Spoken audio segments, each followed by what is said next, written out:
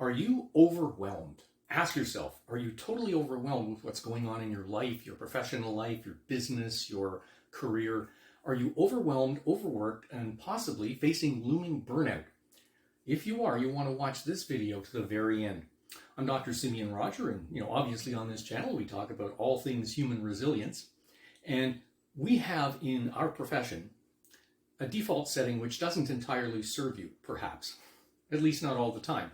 And that is, when we find somebody who's overwhelmed, our first inclination is, okay, we'll bring this person into our program, we'll completely remake their life, we'll resculpt the body, we'll refine the neurology, the mindset, we'll change all that, we'll give them the routines they need, the rituals they need, we'll do a top-to-bottom makeover. And is that really necessary? Well, okay, yeah, actually, in most cases, it really is if you want to get to peak performance, if you want a really incredible life.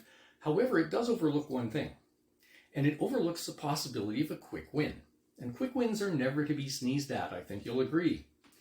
So, when we talk about a quick win, you have to face a couple of truths about overwhelm. The first is that all organizational cultures are obviously made by human beings. And therefore, not surprisingly, they are all of them, just about, with few exceptions, they are hideously dysfunctional.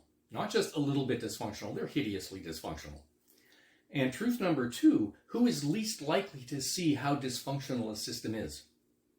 Answer, the person in the system. So if you are immersed in a system, in any kind of organizational culture, and where you find yourself overwhelmed with work, chances are you won't see it. Chances are you will not truly understand how completely bonkers the culture is. And this leads to a couple problems. It leads to the problem that the overwhelmed person typically sees their massive workload as a given. They take it as a given, not as something that can be modified, but something they just have to deal with, and that it's up to them to figure out how to get through this.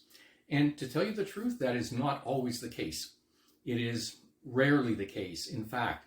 So I have an exercise for you. I want you to pause the video in just a minute. You're going to pause the video for 60 seconds, not more than that. Take a pen and paper. You can do it on computer. Pen and paper is better. And what I want you to do is write down the main things you are responsible for.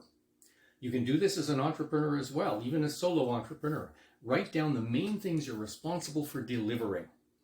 And it shouldn't be any more than 3 to 5. So pause the video right now, and I'll see you in 60 seconds.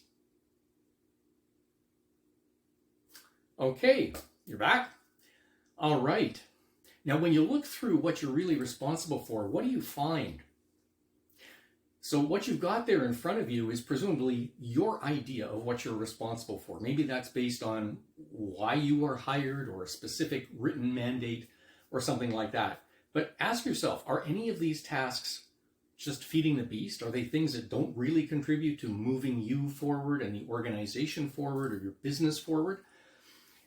And then you can ask yourself, okay, I've got this list of things I believe I'm responsible for. Well, does my boss agree? Does my organization agree that this is really what I'm here to deliver on? And then you've got the real kicker of a question.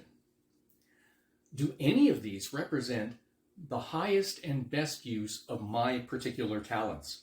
So you're obviously aware of what you're really, really good at. Where do you stand out? Where do you perform beyond what other people can do? Is any of that reflected in these deliverables? If it isn't, there could be a problem. So all of that was step one. Step number two is to find out what's actually sucking up your time. What is sucking up your time? And there's only one way to do this, and you're not going to like it. Sorry, you're not. We've all been through this, at least, anyone who's fixed this problem, we've been through this. And that is, you're going to have to record your use of time consistently for at least 3 days straight. Yeah, write down everything. How much time each task takes, even how much time you spend at lunch, how much time it takes to go to the bathroom. I don't care, all of it. It has to be there, all of it. You need to know what's really sucking your time. And this exercise, as painful as it is, this is not sexy, but it is critical. As painful as this can be, it provides you with hard data, because until you have hard data, the tendency is to just go by your vague mental impressions, and your mental impressions are all very often mistaken. So you don't want to base anything on your mental impressions, but on hard data. So once you have that, you can move on to step 3, but only once you have that. Step 3 is what? Plan your liberation. Yeah, plan your liberation. And you're going to see when you examine where your time is going, you'll probably encounter business systems that are just totally broken, totally dysfunctional. Even worse, you may find areas where there is no system really, or where you are the system.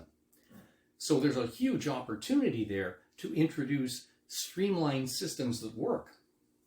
And then you can look at the work that you have to do and you can say, oh, well, what of this can I outsource? What of this can I delegate? How can I carve out more time?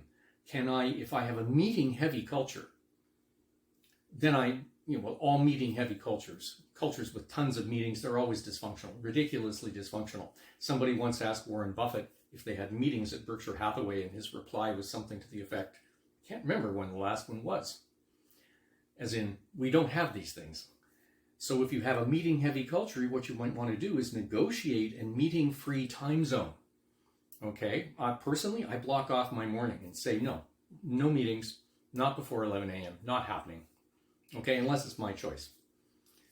So that's really, really useful as something to do. Meeting free times, great. And you can also negotiate maybe remote work arrangements. Maybe that's a part-time work from home. Whatever it is, you have the power to plan how to do this.